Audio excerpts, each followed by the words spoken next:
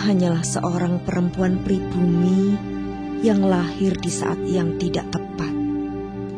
Hari kelahiranku, itulah satu-satunya yang bisa kusalahkan dalam hidup ini. Perang merenggut aku dari keluargaku. Sampai suatu saat, aku berjumpa dengan seorang Romo yang tidak hanya menjadi Romo bagi umatnya saja, tetapi juga Romo bagi bangsaku. Orang-orang memanggilnya Romo Kanjeng.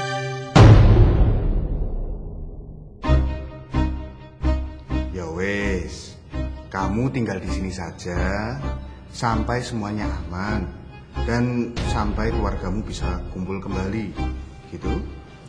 Nggih, matur nuwun Romo.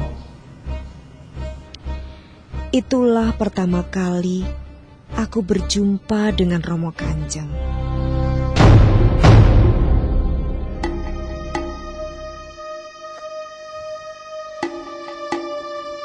Romo, hari sudah mulai pagi. Sebaiknya Romo istirahat. Kamu tidur saja, aku masih ingin di sini.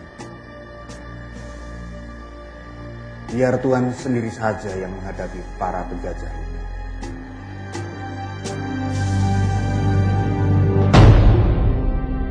Datio Suketegi, Mongso Matio. Penggal dulu kepala saya, baru Tuan bisa menguasai tempat ini.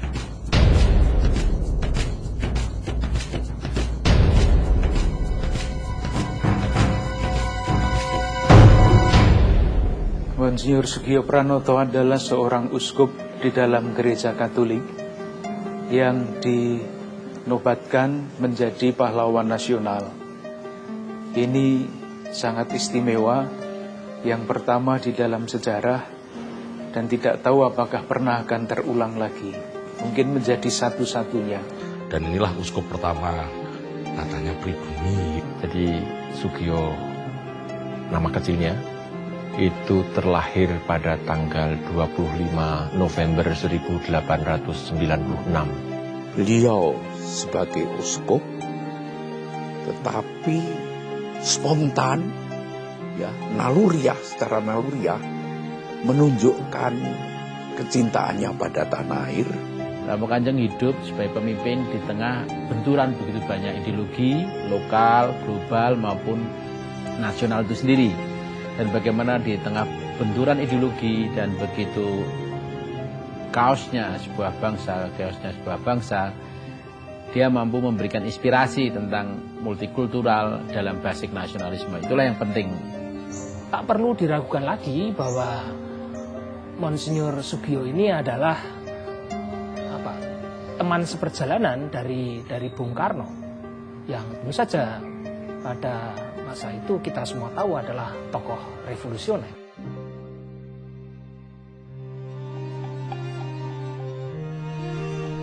Ini sebenarnya ada apa toh?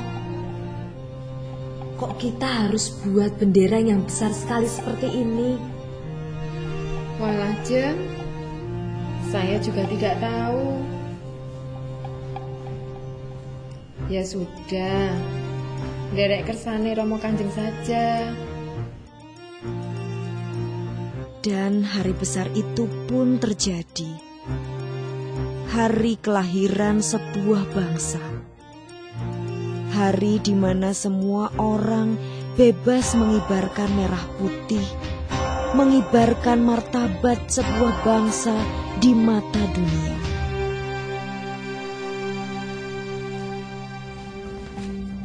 Romo, hari sudah malam. Apakah bendera sudah bisa saya turunkan sekarang? Ingat baik-baik, mulai hari ini jangan pernah engkau menurunkan bendera merah putih. Sekarang ini di negara kita ada kritik yang sangat kuat bahwa agama sekedar sebagai pakaian, sekedar sebagai upacara, hubungan antara hidup keagamaan dengan perjuangan untuk kesejahteraan seluruh bangsa tidak kelihatan. Sudah sekian tahun kita merdeka, mana itu tujuan Indonesia merdeka, terutama yang menyangkut kesejahteraan rakyat, keadilan sosial, dan lain-lain itu. Bangsa kita dianggap sebagai bangsa yang religius, dan itu harus ditantang. Religiusitasnya diwujudkan di dalam bentuk apa? Soegija Pranoto memberi contoh, memberi teladan, dan memberikan visi. Penyalahgunaan kekuasaan dalam bentuk-bentuk korupsi, ya, lalu mungkin juga kebebasan beragama yang di sana sini masih suka ada yang mengganggu dan tidak difahami secara tepat. Mengungkapkan 100% Katolik, 100% Indonesia. Bertanya secara interrogatif, apakah umat Katolik, apakah gereja Katolik memberi manfaat pada bangsa Indonesia yang telah memperoleh kemerdekaannya? Apakah turut terlibat mengisi kemerdekaan untuk menuju masyarakat sejahtera? All out dalam menghayati keindonesiaan, dalam menghayati kekatolikan, itu all out. Dan keduanya dijadikan suatu sintese yang dinamis. Ketika Ibu Kota Republik Indonesia pindah ke Yogyakarta, beliau juga memindahkan keuskupan yang ada di Semarang ke Yogyakarta. Ini adalah bentuk kesetiakawanan di dalam perjuangan kemerdekaan bangsa ini. Bagi mereka berdua, karena kedekatannya dan sesama orang nasionalis, mereka menganggap kota Yogyakarta ini sebagai seperti bahasa bersama untuk nasionalitas Indonesia.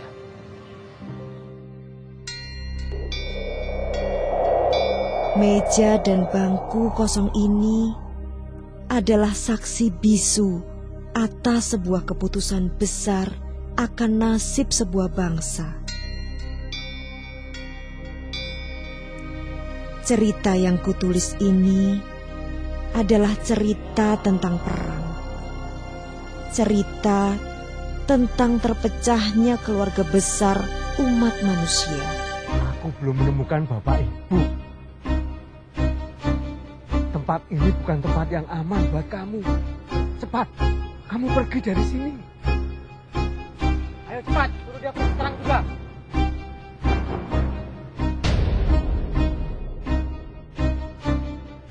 Aku ingin ikut gerakan pemuda Indonesia. Aku akan ikut gerakan buruh di Madiun.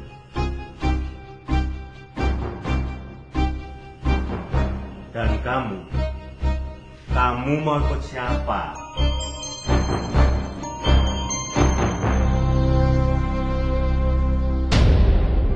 Saya merasa bahwa seorang tokoh nasional, seorang pahlawan nasional adalah pribadi yang mengejawantahkan nilai-nilai. Nilai kebangsaan, nilai kemerdekaan, dan macam-macam nilai. Dan di balik itu adalah nilai-nilai keimanan. Pengorbanan yang lebih dari sekedar porsinya. Kebajikan dan sikap hidup dan praksis hidup ini kok diperlukan. Juga tetap diperlukan pada masa sekarang. Film tentu saja di satu sisi aspek dokumentasi yang penting, di satu sisi dia bisa tersebar, dia bisa menjadi medium populer, dia bisa menjadi alat bagi mengdialogkan tentang multikultur dan nasionalisme itu sendiri. Dan dia menjadi sebuah medium yang praktis dan efisien untuk masuk ke kelompok-kelompok, komunitas, ruang-ruang pendidikan, dan juga populer di dalam masyarakat. Tapi film yang lebih berbicara secara human ya. Dan yang paling penting bagaimana ada loh orang yang punya kontribusi besar di dalam peta politik Indonesia, tapi rasanya terselip. Nah, saya merasa bahwa media film adalah media yang sangat bagus, sangat cocok untuk mewariskan nilai-nilai itu. Lain melihat, lain membaca. Dan melihat film itu dengan mudah orang bisa terlibat di dalam yang difilmkan itu. Dan dengan demikian harapannya adalah supaya dia yang menonton film itu dapat mewarisi nilai-nilai pada diri Monsinyur Sugio Pranoto itu. Kami umat Katolik Indonesia berada bersama Republik ini, bekerja sama dengan semua lapisan masyarakat untuk mewujudkan kemerdekaan yang sejati. Monsinyur, apakah kita harus ikut berjuang? Coba ulangi sekali lagi pertanyaanmu. Cepat pergi berjuang sana. Dan kamu jangan kembali sebelum kamu mati.